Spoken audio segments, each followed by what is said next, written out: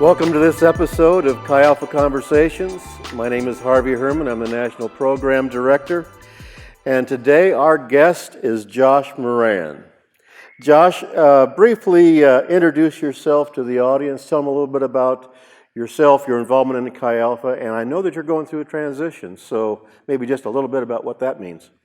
Yeah, so this is my 12th year on staff with Chi Alpha. I graduated from the University of Virginia in the spring of 2007 with a degree in religious studies and history.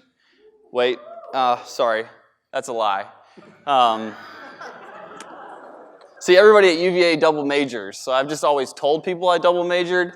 I actually only have a degree in religious studies, and so anyways, my wife and I have worked on staff. We'll rewrite that history. My wife and I have worked at the University of Virginia for the last 12 years under the leadership of Pete and Amy Bulette, and now Katie and I, along with our 4 kids, are heading out to be team leaders of the new pioneering venture at James Madison University. It's a campus of how many students? There are 21,000 undergraduate students and 1,000 graduate students. So, it's not a Big Ten school, but we consider that big, okay? Yeah, that still qualifies. So Josh, today we're going to draw our conversation from Patrick Lencioni's book, The Ideal Team Player. And he suggests that there are 3 essential qualities of a person who makes a great team member. And so I'm going to ask you some thoughts, what your thoughts are on these 3 qualities. Lencioni first says an ideal team player is a humble leader. Now, you direct the CMIT program at UVA, so what does a humble intern look like for you? What does a humble intern look like? What has a humble intern looked like? What could a humble intern look like? Let me tell you a story. We had an intern once, and he thought that he was God's gift to Chi Alpha. He showed up, he was a punk, he was a jerk, he was loud, he was boisterous, and he thought that he knew all of the answers. He thought that the internship was about him. He thought the internship couldn't teach him anything. He thought it was just a step that he had to take in order to do what the Lord had asked him to do. The internship was about things that were in his way instead of being about what the Lord could do in him. The good news is that at his midterm evaluation, Harv Yu told him he might not actually be fit for ministry. And that intern... Can you imagine? Yeah. That came out of my mouth? Yeah. Well, that's how he tells the story. The reason I know that story so well is because that intern was me.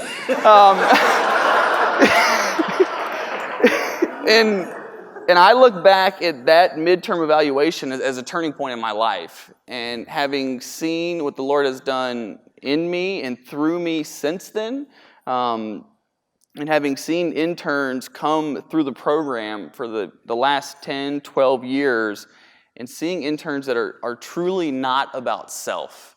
That it can be so hard to have been in the program and then to come onto staff and feel like you know so much about what student culture is. You may live with students, you have hung out with students, you were a student the most recently, and you feel like you know all of the answers. But the interns that have been the most humble and have been the gifts to the team have been the ones that have not thought about themselves. You know, C.S. Lewis says that humility is not thinking less of yourself, it's thinking of yourself less. And the interns that have thought about the ministry, the interns that have thought about the kingdom of God, the interns that have thought about how to advance the gospel more than advancing themselves have been the best interns that we've had. That's great. Lencioni goes on to say about the humble leader that they focus on the greater good, I think that's what you're saying, instead of having an inflated ego. Have you observed self-absorption in an intern or in a fellow staff member? And if so, how has this affected the team dynamic? What is it like to actually work with a person who is not very humble? It's actually, it's no fun to work with a person that only thinks about themselves. So much of what we do in Chi Alpha is built around the team. that we've seen pioneering teams go out, we've seen growing healthy teams continue to live and love one another. And as we pull off large groups and small groups and events, we often find ourselves working in teams, in small teams and large teams. And when you have a leader that is not humble, no one wants to work on their team because you know that your ideas will not be heard. You know that they show up thinking that their answer is the only answer and that they will not be willing to listen to other people's ideas or thoughts. And they miss out on so much of the community of the Spirit and what the Lord is doing amongst His people because they just can't get out of their own way. So we find when people are starting to pair off onto teams and sub-teams to work on different things, you can always tell who's not humble because nobody wants to work with them. And when they do get assigned to work with them, then they're upset the rest of the day, they're upset the rest of the week because they know that they're going to waste all the time in that team because they won't be heard. There's nothing worse than not being heard. I can be a team player, I can get on board with whatever it is as long as I feel like I'm heard. We can go forward with the best idea, but let everyone be heard. Mm-hmm. So it sounds like you're really saying if they don't have a posture of wanting to be a learner, they don't make the assumption that I do need to learn. You know, the theory of knowledge is like a clock, and at the top it's kind of like I know that I know. But at 6 o'clock, the complete opposite is I don't know what I don't know. And honestly, that quadrant is enormous. What we don't know is enormous. And so to have a posture of not wanting to be a learner is one of the most arrogant positions you can take because you're not aware that I don't know that I don't know. And that's the worst part, is you're not aware. That it like you look back on periods of your life and say, man, I missed it. And I mean, I think a lot of us go through this with our parents when we come up through our adolescent years, like, what do they even know?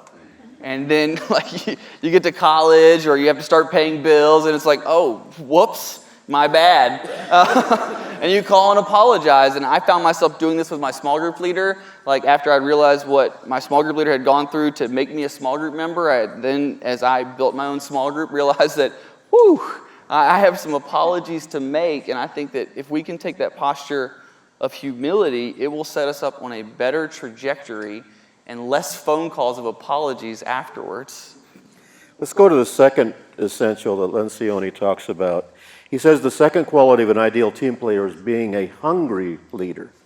The author says a hungry person is self-motivated, they work hard, they take initiative, and they go beyond the call of duty. Can you tell me a story of an intern or a staff member who demonstrated great hunger on your team at UVA? And what impact did that have on the overall Chi Alpha group? Yeah. Gosh, I wish this story was about me too. I had a baseball coach once, and it was the first day of practice. We're all there, we've shown up, we're learning each other's names, we're throwing it. And you know, at the first baseball practice, everybody's trying to throw as hard as they possibly can with their partner. You know, like, let me show you what I got. I didn't have a lot, but that's all right. We get there, and coach, we warmed up, and coach says, okay, there's one thing I'd like to say to you guys. He says, there's two ways to be noticed on this team. You can be first, or you can be last. 2 laps, go. And we ran.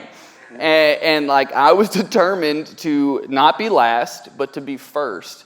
And when I think about hungry interns over the years, there are so many stories of interns that have shown up with so much hunger.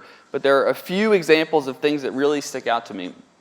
One is an intern that is quick to volunteer for things in a staff meeting. When things need to get done, the intern she's the first one to raise her hand. She volunteers, I'll do that, I'll do that, I'll do that. Because there's nothing worse than sitting in a staff meeting and it's like, it's clear that this is a task that an intern should do. Okay, it's going shopping, it's picking something up, it's whatever it is, and it's clearly an intern task.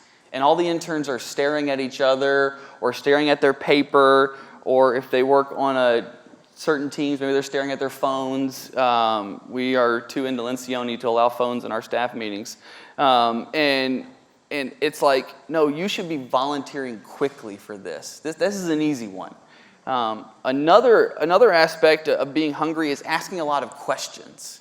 Like to come in with that learner posture and to ask questions of your leaders, to ask questions of your staff, to ask questions of your peers, and to try to really figure out how this thing works and why it works the way it does. That one of the things that Pete Violette has always said is, if you can come into the internship believing that you will pioneer by yourself next year, you will ask the right questions throughout the rest of the year. Because you will know that it all depends on you. You will know that you're going to have to know the answer for every single thing, that you won't be able to silo things off and to believe that someone else will take care of it, but instead you'll ask a lot of questions. And then another one is around their work ethic. And so I am an early riser. I have 4 small children. That's just life for me in my stage, and that's fine. And so I get into the office fairly early. This past year, I would come into my office, I would sit down. In my office, I have my back to the front door. And so I would be in for a little bit, and then the door would open. And every single time that door opened after me, it was the same person. And it was an intern. Every single time. It was the same intern. She went above and beyond about when she was supposed to be at the office, when she was going to work, when she was going to put in her time. I couldn't tell you when the rest of the interns came, except for the ones that were late, but I know that she was the one that was there every single time right after me. And that sets an example for the rest of the team, because when they got in, the coffee was already ready because she had made it for them. When they are looking at when they park at her house and walk in and she's already left, it's like, man, like what an example to set for the team, what an example to set for the ministry.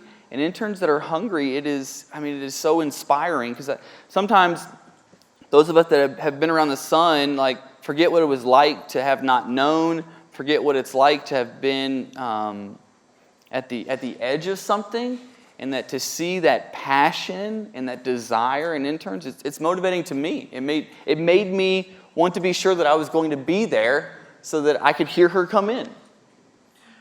So I was going to ask, what do you do when you've recognized that you have a non-hungry intern? But I think you kind of answered a couple ways. You said that Pete said you need to learn to ask a lot of great questions. Ask questions. Then you said you kind of set the bar in terms of your behavior. You go above and beyond, you initiate. Anything you want to add to that? I think the power of model is so strong in the hungry one.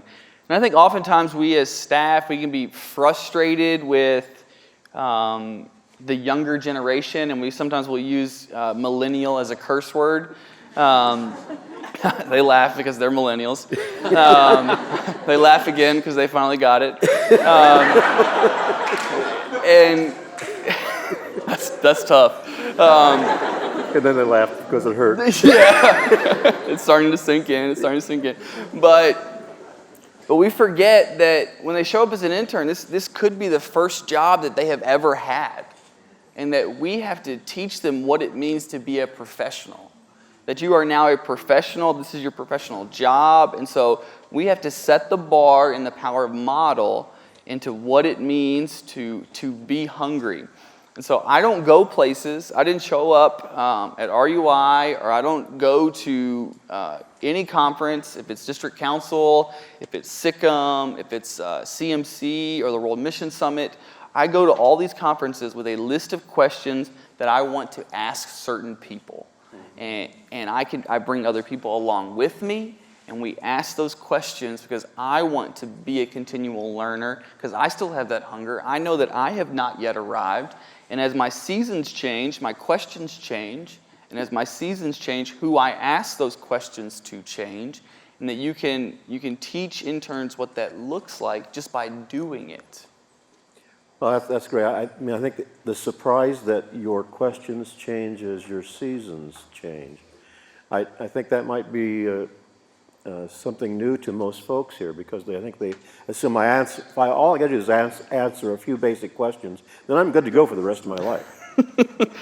I remember thinking that. that was the first part of what Lencioni said. Yeah, that is the lack of humility. And just, it's not knowing what you don't know. It's 6 o'clock. And so, like, continuing to be a learner the whole way through. We had Gordon Fee in for a winter retreat years ago.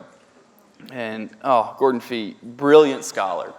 And he was, I don't remember how old he was at the time, but somebody asked him a question in the Q&A.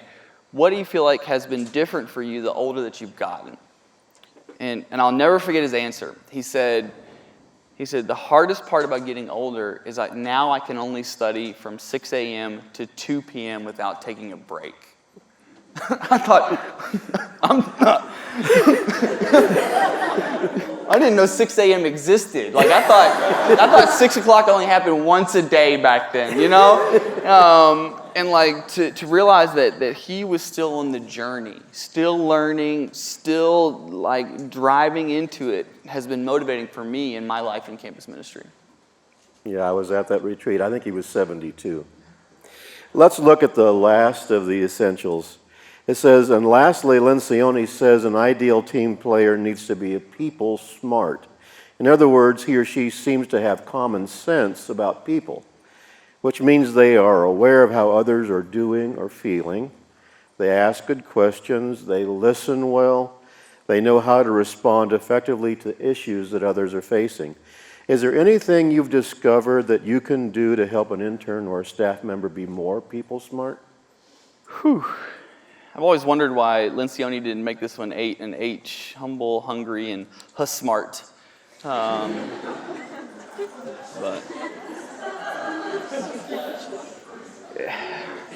I'm just trying to buy myself some time. People smart. Lencioni is very clear in the book that he does not mean emotional intelligence, but he does kind of mean emotional intelligence. That part of it is emotional intelligence. Part of it is just our dealing with people and our understanding of what that's like. The worst part is that staff, interns, people who don't get this are the only people in the room that don't know. Do you know what I mean? Like, we've all been in the room where, you're in a meeting and it's very clear that it's time for the meeting to end. And then somebody asks a question that does not need to be asked. And you're like, make him go away. And he doesn't know what he's done. Okay, but everybody else in the room knows that he was not supposed to do that. Or we've been in times when somebody is going through a tragedy or something has like deeply impacted them and they share it, and then like the me monster across the table then like relates it to their own story immediately. Like, oh yeah, I know exactly what. So I was in a meeting once and we had just had our second child and I was sleep deprived. And I'm meeting with a student, and I did not want to meet with this student, but he really wanted to meet, so I was willing to meet with him. And he said, "How are you doing?" And, I went for it. I'm going to be vulnerable in this moment. I said, actually, I'm really tired. I'm exhausted from, the second child and trying to figure out life, and Katie and I are adjusting, and it's just hard. And he says, "Man, I know exactly what you mean. I had a final the other day."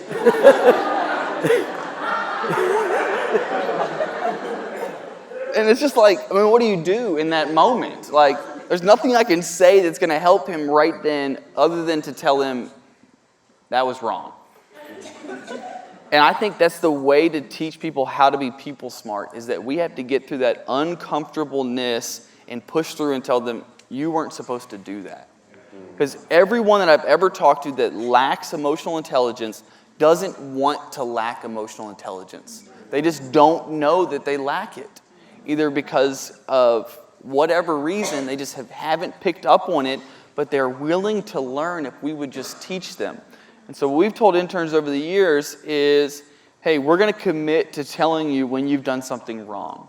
When you've said something you shouldn't have said, when you've said something out of turn, when the tone was wrong, when the tenor was wrong, and that's going to help you learn the cues. And then we teach them how to be aware of their surroundings and how to watch people's reactions, because even though we try to hide it because we're trying to be kind, like our face does tell a lot of the time, and that you can begin to pick up on those social cues, and for them to watch people around them and to think back, okay, when I said that, everyone in the room got quiet. Why was that?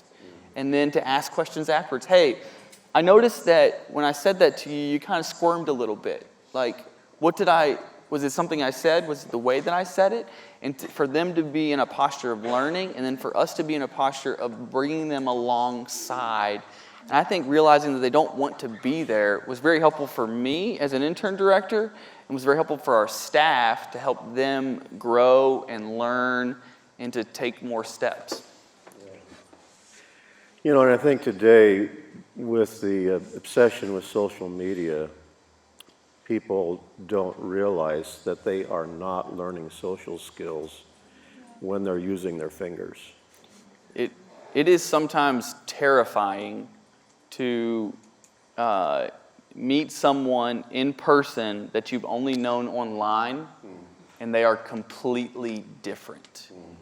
To have only interacted with them from a distance over email, to then follow them on Facebook or Instagram, and to see the pictures or to see the quotes, and then to meet them in person and realize that that is actually not who they are. It is a whole new realm of discipleship for us to go through, to teach students, to teach interns, to teach staff, to teach ourselves to be consistent in who we are, both online and in person. And I think it's going to get increasingly worse before it gets better. Let's turn a corner a little bit. You're going through this transition. You're going to JMU. I assume you're going with a team. And if you're going with a team, I don't know whether you consciously thought through ideal team player or not, but you probably considered these issues with who would be on your team. Can you talk about that? Absolutely. We are blessed to have a team coming with us from the University of Virginia. We have a young couple coming with us, Hunter and Julia Johnson, and they are the ideal team players. There is no ego in them. They desire to learn. They love us. They love people. And ideal team players are low risk and high reward. And everybody wants people on their team, wants people around them that are low risk and high reward. That you're not taking an unnecessary chance. You know what you're going with. You know what you're getting. And you don't feel like they are going to, there's going to be no power plays. There's going to be no desire for control. That we're going to be in this together. And that we can love and serve one another, because our goal is the kingdom, and we know that about them, and they know that about us. And so I think like Lencioni's ideas of humble, hungry, and smart will influence all of our hiring from here on out. Josh, one last question, but I think this is a uniquely Chi Alpha issue question as it pertains to ideal team players. Can you contrast the difference between being a member or a leader of a discipleship small group and being a member or leader of a ministry staff team? How are they similar and how are they different? Do some new staff deal with disappointment when they first join a ministry team? And how should a new staff person adjust their expectations to serving on a ministry team? Yeah, that is a loaded question, but it will be so helpful for everyone to hear the answer.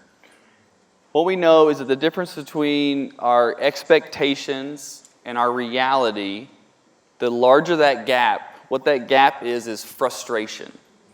That when we believe that when we show up to a certain internship site or a certain staff site, what we think is that now that we're there, we have made it, and the director will be at our beck and call. And so she is always going to answer our questions. She is going to spend a lot of time with us. She's going to hang out with us. She's going to be over at our house. We're going to be over at her house. And our life will be shaped by her. And then we realize that, wait, there's actually an intern director. I'm actually assigned to a different staff as my mentor. I actually don't see her as much as I thought I was going to see. That gap is frustration. And so I think like when we, and it's even worse when we were small group leaders and we were assigned to them. They were our resource leader, and it's like, whoa, now I'm taking a step in what I would consider taking a step back, and I didn't anticipate that. I thought I was taking a step forward into more access, into more availability, and so the gap gets larger and larger. And so I think like on the one side, interns and new staff have to understand what the system is going to be when they get there. And that asking good questions that lead up, like who will be my mentor? Who will disciple me? How do resources work for interns? And what does that look like in order to shrink that gap for what that will be? But I also think that if we are leading staff teams, if we are in positions of influence, we need to be careful what promises we are making to the younger generation as we bring them up. And that when we say that a core value is family, but then don't live like it, when we say that a core value is family, but then only live family with students, we're actually broadening that gap ourselves unnecessarily. And so that I think that this question and this answer like goes for both sides to get reality out early and to understand what rhythms are going to be, what structures are going to be. And so as we have interns that are looking at joining different teams, as we have staff that are looking at joining different teams, this is one of the number one questions I encourage them to ask. What will our relationship be? What will that look like? What are your expectations? Here's what I desire. Can you meet that? And if you can't, that's fine. Let's work out what that will look like. And if you can, that's even better. But if we go in with our eyes wide open to what the situation will be, we'll all be better for it. I think that's a surprise that a lot of people experience, because really the core of what Chi Alpha is all about is that discipleship small group experience, the tightness of that community, the authenticity of our sharing, our honesty, our transparency, and our availability to each other. But that is also true in a team. Can you kind of say, we kind of focused on what it's not, but can you kind of say what is similar between being on a staff team or what you would aspire? Maybe go into your new team. What do you hope remains the same?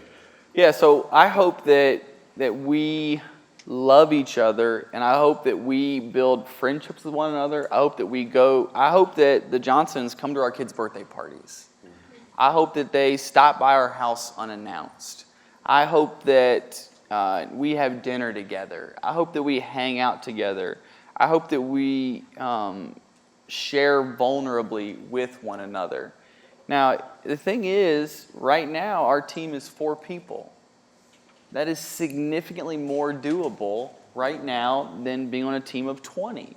Like, we can't all be hanging out with each other all the time. And I think that, honestly, I've seen different staffs do this different ways and try to figure this out. And so this is one of the questions I've been asking as we head into this new venture, and seeing different staffs do family nights where they all come together and they go to dinner, or seeing different staffs do things like the guys will go here one night and the girls will watch the kids, and then the next week the guys will watch the kids and the girls will go out. I think that those are beautiful rhythms for staff to live in. And I think that we have to decide what is the best for the kingdom. So we only have so many places for relationships, so much time for relationship. And as a point leader, as a team leader, is it more important for us to disciple our staff so that they can disciple students? Or is it more important for us to be on that front line? And I can't answer that question for everyone, but I know that everyone should be asking that question. And I believe that it will shift in different seasons. What should that look like and what should that feel like? But I want to be friends. I want to when something happens, I want to know. I want to pray together. I want to share together. If our staff has a financial need, I want to be a part of the answer for that. And like I have seen this happen in my own life. I have seen. He would be mad if I shared this right now. But like Pete and Amy Bulette have given more money to Katie and I than anybody will ever know. When we have had needs, from having kids to cars breaking down, I mean, it is, I won't even say the number, but whatever number you're thinking, it's more than that. And like that means a lot to me. And that has meant a lot to us, and that has been a good example for us for what part of that relationship could look like. So I think what you're saying is this discipleship small group creates a culture. It's not just a model of life, it creates a way of life. Yes. And you want that way of life on your team. That's right. I believe that small group, and small groups, the way that Chi Alpha does small groups, is a way of life, not a way of night. It doesn't rhyme, but I like to think it does. Hey, Josh, we've run out of time for our conversation today. Thank you so much for being our guest. Thank you for joining us today. God bless.